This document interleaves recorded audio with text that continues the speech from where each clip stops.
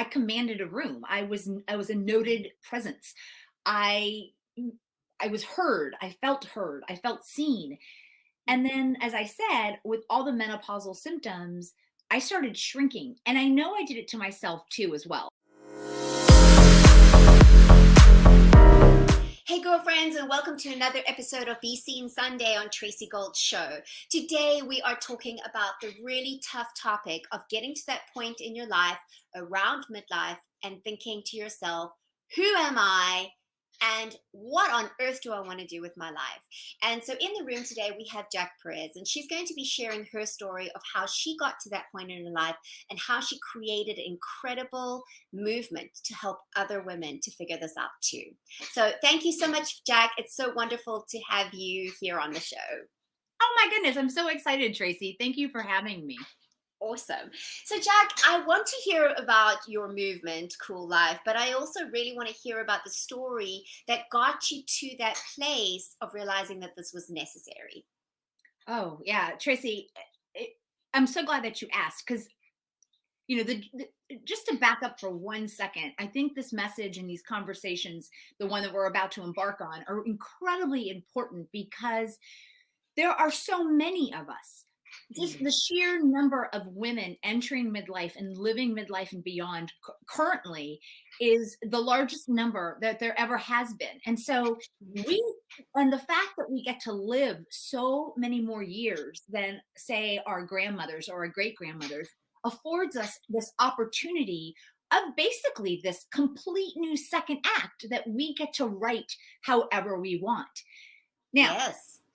I wish I could tell you that this was my state of mind from the beginning, but it wasn't.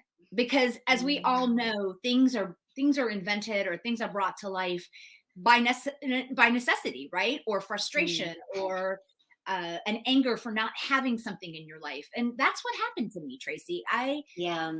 when I hit 52 or 53, every menopausal symptom that you could think of came at me. I mean, from the weight gain to the dysregulation of emotions to brain fog, you name it, I had it. And when I started to figure out, okay, well, I'm 52 or I'm 53, I'm not going anywhere anytime soon. So, what am I going to do about it? How am I going to get me back? Or, Mm. a version of me that I want how I want to be for the next however many 40, 50 years. I mean, we don't know how much we have, but it's still a Yeah. long time. It's still Yeah. a really long time. So that was the motivation behind creating a platform that's mission is literally a pro aging mission that is designed to normalize aging for all of us, mostly for women. That's what I'm focused on. That's my niche. I happen to be a woman. Yes. That's what I care about. And I want to do it for us, for you, for me, for all of the women that are out there currently in midlife and beyond. But even more important, I want to do it for our younger sisters so that they Yes. can look forward to aging so that they're not sitting around worrying about turning 35 or 40 or 50 or 60 or even 70. That by the time that they get here, all of these isms related to being older and it's not a global thing. I mean, definitely it's more of a North Yeah. American problem, right? I mean, there are cultures that revere their elders and don't have such an anti-aging perspective to their culture. We Mm. here in North America really do. And the thing Yes. is that, but here's the deal. Who doesn't want to age? Yeah. Everybody wants to age. I mean, you just do because the alternative kind of sucks. Mm. So why is there a stigma? Why are we shamed into believing that we have to work really hard to stay looking 25 or 30? It needs to stop. Yeah. Jack, I think it's such an interesting point that you've made. It's like we have the benefit of getting older because that means that we're living longer, but then there's the added pressure. Well, then yeah, so great that you're living longer, but you must stay looking like a 25-year-old. And that is just insane, and I'm seeing that especially on social media and the pressure before. I remember a time when we didn't have the option of having work done. That wasn't really, that was only for the movie stars or only for a select few. Now it's so available. And I feel like in a way it's come with a whole bunch of pressure. Pressure A to have it done, then pressure not to speak about it, especially in our age demographic. And then, we're doing it because we want to keep something that isn't real, right? So Yeah. how did you get to that point, Jack? Because you said in the beginning, you wish you had just arrived at this very easily, but I know you and I know a little bit of your story, and I know that it wasn't an easy realization. Could you tell us a bit more about that? Yes. I mean, I'm happy to, Tracy. Up until my early 50s, I commanded a room. I was a noted presence. I I was heard. I felt heard. I felt seen.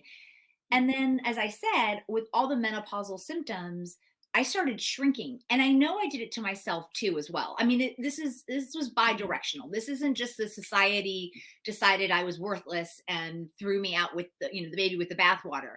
I, in turn, and true, because of messaging and internalizing those messages that we have all grown up with. Yes. I know you grew up in South Africa, but there was a commercial that played here in the United States in the 70s for some sort of perfume. And the jingle was, I can bring home the bacon, fry it up in a pan, and never ever let you forget you're the man. Okay, the implication of that jingle is that women can do it Mm. all Yes. and look fabulous while they're doing it. My gosh, this woman was wearing a slinky dress while she was frying bacon up in the pan for her husband. That's insane to me. That's insane to me. Yeah. Okay, so that's But I one. remember, but Jack, it's interesting because although I don't know that commercial because I didn't grow up in the US, I know that sentiment though. And that sentiment is, and I feel like, I'm in my late 40s and I've grown up with this belief that women, well, there's definitely this societal belief that women can have it all and be it all and do it all. And while I think it's great because we're not limiting ourselves to things, the pressures on women has become insane.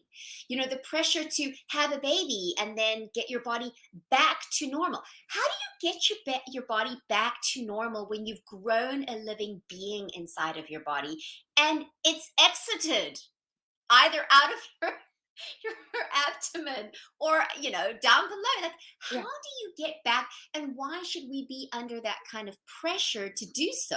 right. Why is it that yes, women are in the workplace, but then still the time, the home gets cared for by the woman, the children get cared for by the women, and there's still this philosophy that she's the one that's going to do all of it. I Yeah, just don't get it. and no, I don't get it either. And having had a baby, and yes, I had it through cesarean section, a C-section. You don't get your body back. You Yeah. get a different body back. But you know what? It's an amazing body. It's a body that Yeah. created life and then supported it, delivered it, and then kept it alive. So no, Exactly. my that pre-baby body left 20 years ago. Mm, Oh yes. mm, mm. But and as far as having it all, I think we can have it all, just not all at the same time. I agree. I think that's an important differentiation, right? Because there are times in our lives when we're going to be taking care of children. There's times in our lives when we're going to have, when our kids are older, we're going to have a time to reimagine what our midlife looks like and possibly start a business or go back into work or to transition into a different phase of life. And so I think we can experience all these different things, but to expect us to do everything at one go is just insanity. It's just crazy to me. Yeah, so So, I would not have been able to build mm, Cool Life while my son was young. He mm, needed too much from me. He just did. mm. And, birthing a company is like having a baby. I mean, Yes, Cool Life is my baby. Cool Life yes, gets my attention before anybody else does. yes. Now, now my grown-up son, and even when I started, he was in high school, he got it. He understood, and he gave me the space, and he actually did tasks to support my ability to spend more time building a business. Mm. I couldn't have done that when he was little. Yeah. because he needed more of me. And it's really okay. And that's the other upside to living longer, is that we don't have to shove everything in all at the same time. Yes. We have time. We do. We have time. And it is never too late to start a business. Most businesses are started by women after 50. That's the largest Yes. sector of the population getting out there. So, ladies, I mean, if you're thinking, oh my gosh, I'm 50, 52, 53, 55, it's too late for me. It's not too late. It's just not too late at all. You can get It's going. just starting. Mhm. It's Yes, just it starting. is Yeah. just starting. I totally Mm. agree. Yes. Mm.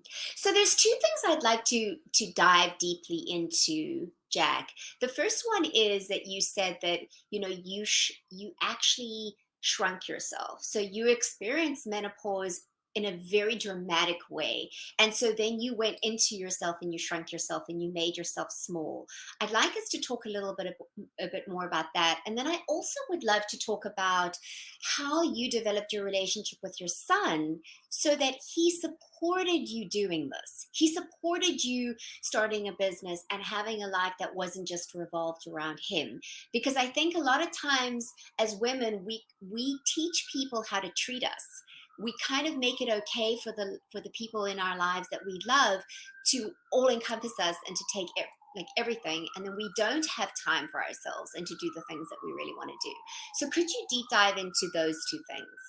Yes, absolutely. So the first question that you asked was about my reaction to my menopause and shrinking myself. Mm. Yeah. So the worse I felt, the more my symptoms became aggravated, right? The worse my brain fog was. I had anxiety for the first time in my life. I'm not an anxious person. I'm a Pollyanna. I mean, I'm a glass Mm. three-quarters of the way full most of the time, no matter what happens, it seems. And Yeah. menopause, the hormones rule, man. Oh my God. The hormones was like, yeah, Jacqueline, I don't care how much you want to will yourself to be happy. We're not going to let this happen. And so what happened to me was for a period of time, I allowed myself to get into that funk. And instead of Mm.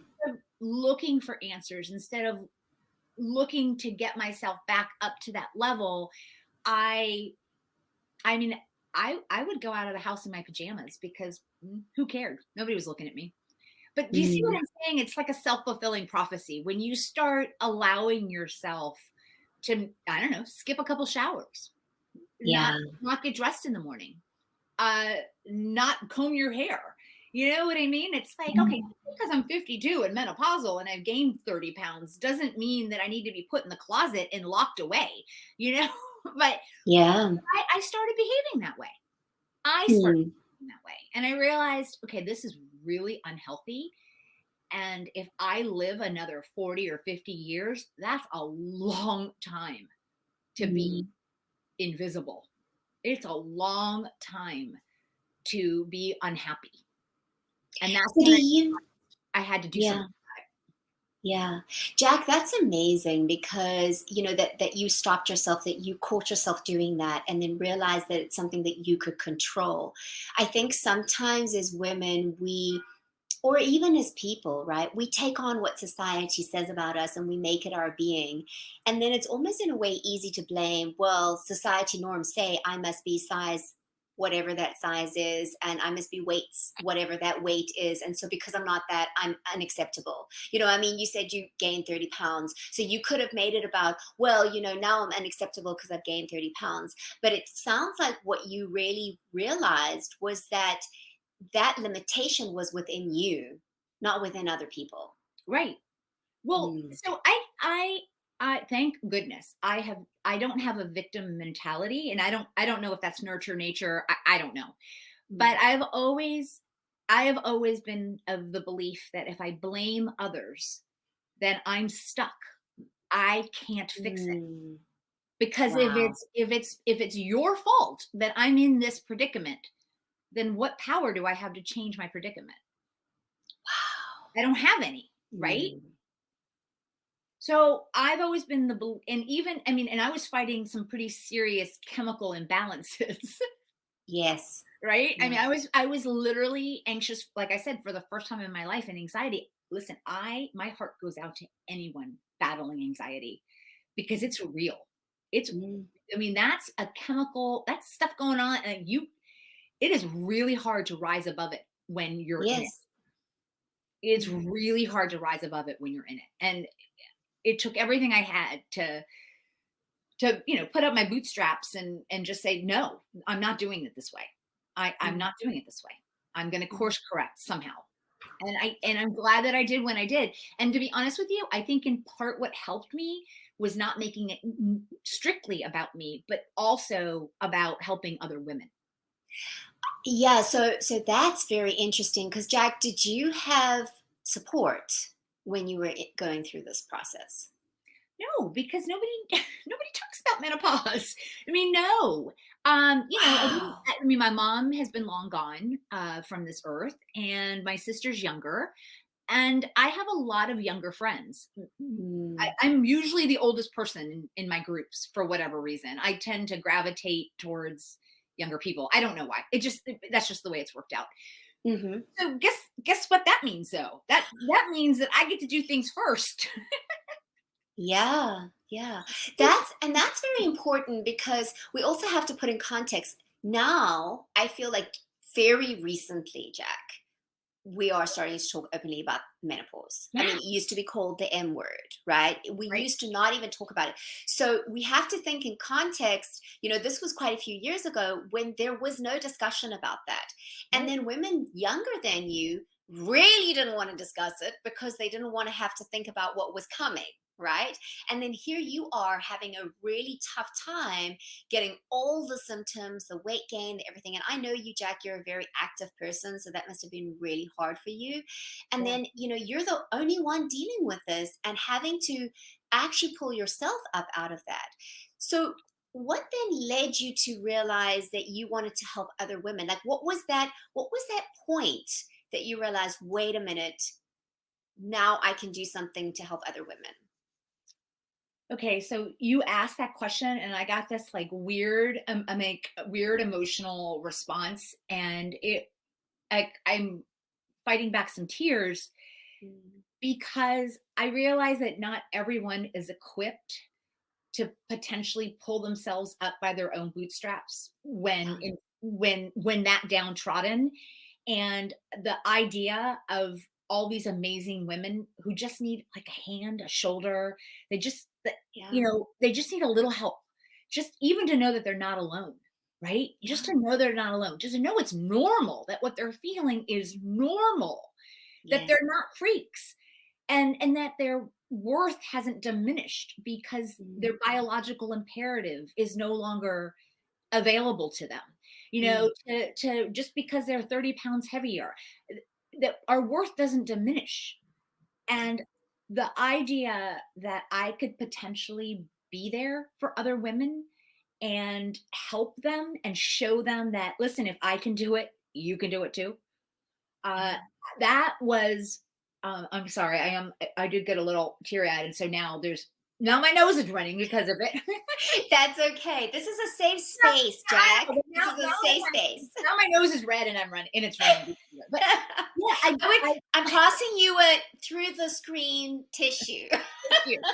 Yeah, I just honestly, Tracy, I didn't want any other woman to go through what I went through, and I bet what I went through wasn't even that bad. I bet there Yeah. are women out there with far, s- bigger issues and far worse stories of the transition, and far worse stories of also because other things happen. The biggest number of divorces happen for women after 50. The biggest number of business owners starting businesses after 50. There's a lot of change. If you had children, they leave your home and you go from Yeah. being a mother back to being this individual. And that can be a very difficult transition for women. Yeah. Doesn't have to be, but it can be. It doesn't happen to everyone. Well, that's just another thing. I don't want women to feel alone. You're not alone. And it's normal. If you're grieving because your child left, that's normal. If you're rejoicing that your child left, that's normal too, you know? Yeah. And Yeah. that's all I want. I want us to be able to have these conversations and support one another and share with each other so that we can learn, Yeah. because we're better off that way. We're Yeah. just we're going to live happier, more productive lives. And listen, if we show up better, like if we're happy and we're productive and we're living our best lives, the whole world benefits. Yeah. Jack, I really appreciate that you've acknowledged that not every woman is able to do it on her own. And I think because what can happen is that we become very judgy with ourselves, right? And we can also, as women, which sometimes does happen, let's be honest, we can be hard on one another and go, well, I pulled myself up from my bootstraps. What's wrong with you? You know, Right. and instead of going into that direction, go, hey, girl, I'm here for you. You know, Oh, I'm gonna. because I'm here for you. I'm a yeah, shoulder to cry on because, like you say, a lot of these things are so normal, but because there isn't conversation about it, because we haven't been speaking about it, because we aren't sharing our struggles with one another for all the fears that we have, then we do feel like we're alone, and alone is the worst thing, Jack. it I is. think that many of us, I used to be a counselor for a crisis center. I was for a lay counselor for 9 years. And, we used to deal with all different kinds of topics. And I remember one time our counseling manager saying, I think people can handle everything but loneliness. I It think is. when you're alone, Yeah. it just magnifies it. It makes it enormous. And then it's also easy for us to get caught up into those internal dialogue things, right? Those lies that we believe about ourselves. The spirit of I'm not good enough, the spirit of discouragement, the spirit of trying to make me feel like I'm less than, when Mhm. actually you're a beautiful, amazing woman just as you are, in whatever stage you are in. Yeah, and here's the deal, Tracy, because you said that it was good that I recognize that not everyone can pull themselves up by their bootstraps in this particular scenario. But Mhm. here's the deal. So yeah, I might have that figured out. I might be good at that. And I can offer that to you and I can offer that to the other women in the community. But I'm not making this up and I'm not exaggerating when I tell you that every woman in the Cool Life community, every woman that I've interacted with has a gift that has been brought to me, something that I'm Yes. not good at, something that I didn't realize, something that I maybe thought about but hadn't really experienced. And so the gift that I bring, I feel like whatever, because I get so many more gifts from all of the women that I meet and interact with and that I built the platform for. So Yes. it's like I initiated it to give, but I didn't realize just how much I would receive. Yes. That's beautiful. So, Jack, I want to come back to our topic of discussion. And really, it's that point in our lives where we get to where we go, who am I and what do I want to do with my life? And so, how did this experience solidify what it is that you've done and how you've redefined who you are? Yes, Tracy. So I've been a business owner since 1999. I mean, Mm, but I owned a marketing and PR boutique firm out of San Francisco where we basically launched other people's businesses. I mm, spent 20 years helping entrepreneurs take their back of the napkin idea mm, to launch, right? All of it. And doing that over and over and over again. I probably have done hundreds of businesses by now. mm, I finally realized that there was something that I felt passionate about, that mm, I wanted to birth my own business. And it was actually that part was an easy decision to make mm, because while yes, I loved helping other people launch their businesses, it wasn't my passion. mm, It wasn't my legacy. It wasn't something that I so deep down inside felt needed to be done, needed a change in the world. And this to me feels so rooted inside me that I can't tell you where Jack ends and Cool Life begins and vice versa, if mm. that makes any sense. It makes complete sense, Jack. And I think what's so beautiful is that this time of your life birthed this in you, right? And it came out. And not only has it been a blessing to you, but it's a blessing to all the women who you collaborate with and all the women who are members who come together for a place where they can have these conversations, where it's a safe space to enter into these dialogues that allow us to realize that we're not alone. It's such an important, I mean, I can't say it enough. The fact that we're not alone. There's so many of us. I There mean, we are. outnumber almost every other We demographic. do. We Like, do. Yeah. what is the thing? So we can really pull together and really be a powerful force. And then I want to come back to the question about your son, as we end off, because I think that's also a very, very important component of what you said. Well, it's interesting because it's sort of intrinsically tied to the way I feel about cool life. And Mm, people ask me, because I have an amazing relationship with my son. I really do. And when people ask me, what did what was my approach or what did I do? And, if you're a popular TV show person and you've ever seen the Gilmore Girls, I would tell yes. you I Lorelai'd him. My parenting style was Lorelai.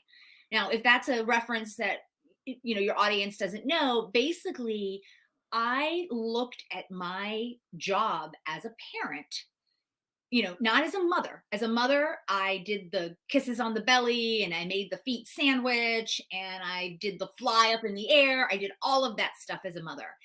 But as a parent, my job was to create a human that Mm, somebody else is going to want to live with for the most part of his life, and that other people are going to want to work with, and that neighbors are going to live next door to him, and that friends are going to want to go to his house for Thanksgiving. mm, I felt like I needed to help this human become a self-regulating, able to deal with duress and stress, uh, be able to meet strangers and look them in the eye and shake their hand, mm. have conversations with strangers, or people that are older or younger or different ethnicities. So I worked really hard, almost like a manager of an employee. And that was the parenting, right? Not the mothering. The mothering is Yes. a whole different thing. The mothering is back to the belly kisses and all that stuff. Mm, But my role as a parent, I took it more as this is my job. you know, yeah. I have this Yeah. piece of clay, and it is a particular type of clay, right? There's a lot of nature in us. Oh boy, we are Mm, born a certain way. And I felt like my role as the parent was to help him get the maximum out of his naturally born, the gifts that he was born with, and then help him develop coping mechanisms for the weaknesses within yes. his personality. Yes. And so, So Jack, how did you set it up so that he was supporting your venture as opposed yeah, to, oh mom, what are you doing? It's all about me. Because well, I mean, let's be honest, like that, it's a common thing. yeah. So because when he was little, I would say things like this to him. Okay, I want to exercise today. Mm, I can't leave you alone. You're 5. So you're going to need to come with me when I go to the dojang to work out, and you bring your blocks, you bring your whatever. And then afterwards, here are 3 things that you love to do. Pick one of them, and then we will do what you want to do. yes. So I taught him at a very early age that it wasn't all just about him. Yeah. Yeah. And I think that's important. And I'm like, mama will be a Mm, better mama if mama gets to go over there and get endorphins for a couple hours. So let me do yes. that, and then we will do what you want. Yeah. And by the time he got to the age where I was starting the business, that was all internalized. I Yeah. didn't have to tell him anything. He knew what I wanted to do. And then, he was already in high school. He just Yeah. adjusted, Yeah. you know? See, I think that's very powerful. And I think that that's something we can think about taking into our lives in our relationships in general, Jack. Yeah. Because as women, again, thinking that we have to do everything all the time and be everything to everybody is crazy. And then we end up exhausted, like really, really run down and exhausted. And so, You said I, it earlier that we teach people how to treat us. And so I taught my son Aiden at a very early age that I mattered as well. yeah. That's amazing. So That's incredible. Thank you so much for sharing, Jack. It's really awesome to hear your story and how you were able to take your own experiences and impact the lives of other women and also experience the blessing yourself, which is just, that's the best kind of scenario. Now, we do have a little bit of an announcement to make because Jack and I have been working on some things behind the scenes. So, Jack, do you want to make the announcement? I'll let you make the announcement.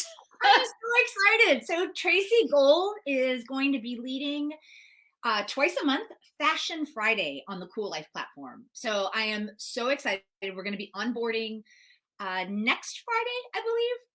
Yes, next Friday. Next Friday. Yeah. Yeah, so every other Friday, tune into Cool Life, where Tracy Gold will be giving us tips and advice specifically for women in midlife and beyond. And I am so excited to welcome you to the Cool Life platform. And then we also have some other things that are in the works, but not. Yes, we're not going to tell them that stuff just yet. So we're not ready to announce that kind of stuff. But yeah, stay tuned because this duo, she and I don't know what direction you're in, but we got some plans. We got some plans, girl. And so just tell them where they can find you. So the Cool Life website. Yes, and cool is spelled all cattywampus. It's Kuel and then life, Life. And the reason was I really wanted to play on the word cool because I want to continue living a big cool life. And Kuel happens to be in the Urban Dictionary as a synonym for cool. So I love that. Life.com. Yes. So you can find me on Instagram, LinkedIn, Facebook. Just go to the website. You can send me an email. But yeah, reach out if you're interested at all in living a cool, large life in midlife and beyond. Come join us because we're getting bigger by the minute. I'm telling you. And Jack, what I also really love is that you've also brought together some women-owned brands, so you can go there and shop as well. So you're supporting other women-owned businesses. Yeah. And there is just a ton of information. Like everything it's just incredible. It's really inspirational. So what I will do is I will put the link to your website, coollife.com, in the description below if you have a description box. And we'll also be putting on the screen your Cool Life Instagram handle so people can reach out to you through there if they need to. Perfect. Thank you so much, Jack. It's been so amazing to have you here. And I'm sure we're going to do lots more. Well, I know we are. We're going to be doing it in different formats and things like that. So I'm really excited about it. And just to let ladies know that if they are new to the show, then it's so great to have you here and keep watching because we have a whole bunch of videos. We have Be Seen Sundays, which is what you're watching now. And this is where we deep dive into topics that are related to women at midlife and beyond. Things like, oh no, what do I do with my life now? Who am I? We're going to talk about sex. We're going to talk about doing our hair. We're going to talk about all good things. And so those are longer interviews. And then on Wednesdays, we have Out and About in New York, where I take you out and about with me and I find inspirational people to interview to tell their stories of how they are thriving at midlife and beyond. And then on Fridays, it's Fashion Friday, which is, you will see some of that content on coollife.com as well. So if you want to stay up to date with all this really cool stuff, fabulous stuff, then you want to go to tracygoldshow.com and join our insiders list. That's the best way to do it. That will get you a newsletter once a week that will keep you up to date with the latest episodes and fun things that we're doing. So thank you so much for joining us. Thank you, Jack, again. It's been absolutely amazing. And I'll see you next time. Take care. Thank you, Tracy. Bye. Bye.